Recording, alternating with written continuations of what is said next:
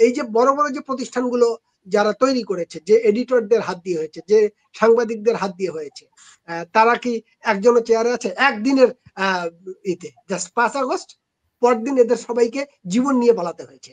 এবং মালিকানার জায়গায়, এখানে দুর্বলতার জায়গায় যদি মিডিয়া আলোচনা করি, শুধু মিডিয়া আমাদের খুব বড় আলোচনার একটা বিষয় যে কিভাবে ঘটনাটা ঘটলো।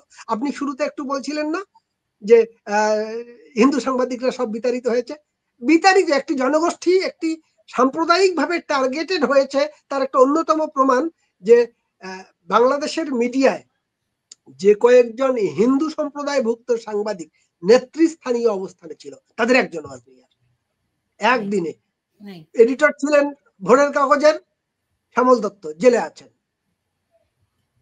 আপনার প্রণব সাহা ডিবিসির এডিটর ছিলেন, ওই দিন জীবন নিয়ে পালিয়েছেন।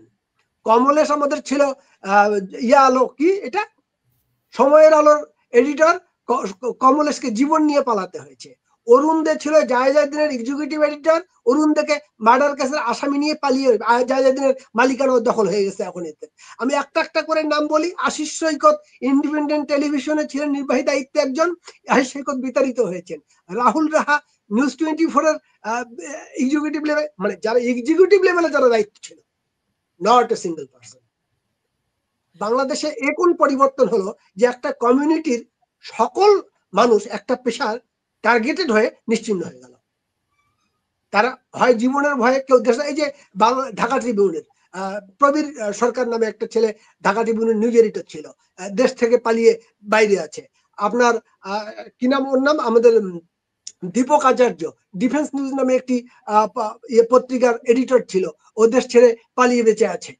মানে হোয়াট ইজ ইট? আপনি তো পুরো কমিউনিটিকে টার্গেট করেছেন। এটা কিভাবে সম্ভব হলো? একটা কথা সত্য যে মুক্তিযুদ্ধের পক্ষের সাংবাদিকরা ওভারঅল সবাই টার্গেটেড হয়েছে। তার মানে মুক্তিযুদ্ধের সময় যেভাবে হিন্দুরা টার্গেট হয়েছে, ঠিক একইভাবে একটা কমিউনিটির সবাই কিভাবে টার্গেট হয়?